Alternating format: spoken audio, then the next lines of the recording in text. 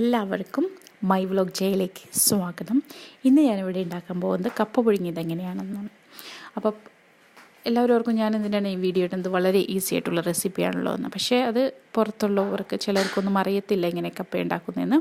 അതുകൊണ്ട് ഞാൻ ഓർത്തു ഈ വീഡിയോ എല്ലാവർക്കും വേണ്ടിയിട്ട് ഇടാമെന്ന്. അപ്പോൾ കപ്പ പുഴുങ്ങാനായിട്ട് ഞാനിവിടെ നല്ല ഫ്രഷ് കപ്പ എടുത്ത് വെച്ചിട്ടുണ്ട്. ഇത് ഫ്രഷ് അല്ല, ഇത് ഫ്രോസൺ കപ്പയാണ്. അപ്പം നല്ല ഫ്രഷ് കപ്പയാണ് അത് ഉണ്ടാക്കാൻ വേണ്ടി എടുക്കുന്നത്. ഇപ്പോൾ ഫ്രഷ് കപ്പ അവൈലബിൾ അല്ലെങ്കിൽ നമുക്ക് ഫ്രോസൺ കപ്പ ഉപയോഗിക്കാം.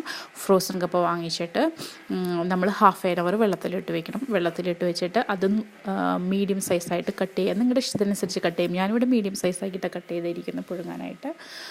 അപ്പോൾ നിങ്ങൾ ചെറുതായിട്ട് വേണമെങ്കിൽ കട്ട് ചെയ്യാം.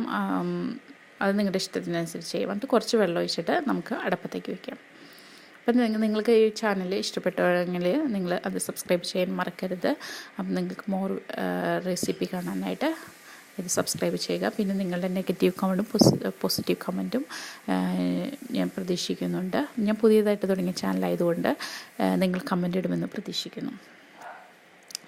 ഞാനിവിടെ കപ്പയിൽ കുറച്ച് വെള്ളം ഒഴിച്ചിട്ട് അത് അടപ്പത്ത് വെച്ചിട്ടുണ്ട്. ഇനി നമുക്കത് അതെങ്ങനെ ഉണ്ടാക്കണം നോക്കാം. അതിലോട്ട് കുറച്ച് ടർമറിക് പൗഡർ 1 ടേബിൾ സ്പൂൺ ഇടാം. പിന്നെ കുറച്ച് സോൾട്ട് ഇടാം.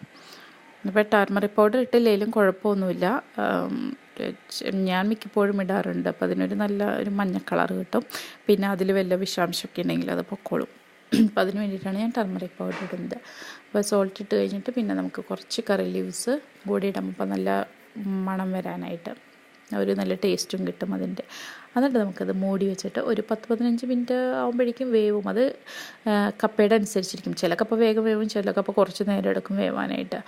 അപ്പോൾ തുറന്ന് നോക്കിയിട്ട് നമുക്ക് ഇപ്പോൾ 15 മിനിറ്റ് കഴിഞ്ഞു. അപ്പോൾ ഞാൻ തുറന്ന് നോക്കിയിട്ട് അതിങ്ങനെ കുത്തി നോക്കുക വെന്തോന്ന്. അപ്പോൾ വെന്തിട്ടുണ്ടെങ്കിൽ നമുക്കത് വാങ്ങി അതിൻ്റെ വെള്ളം ഊറ്റിക്കളയുക. അതിൻ്റെ വെള്ളം ഊറ്റിക്കളയണം, അതിൻ്റെ കട്ട് പോകാനായിട്ട്. അപ്പോൾ എപ്പോഴും ശ്രദ്ധിക്കുക, വെള്ളം കൂടുതൽ ഒഴിക്കുക, എന്നിട്ട് അവസാനം അത് ഊറ്റിക്കളയുക. അപ്പോൾ എല്ലാവരും ഇത് ട്രൈ ചെയ്യുമെന്ന് പ്രതീക്ഷിക്കുന്നു. നന്ദി.